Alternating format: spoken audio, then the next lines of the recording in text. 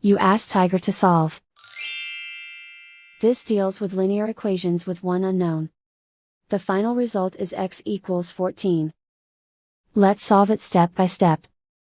Group all constants on the right side of the equation. Subtract 10 from both sides. Simplify the arithmetic.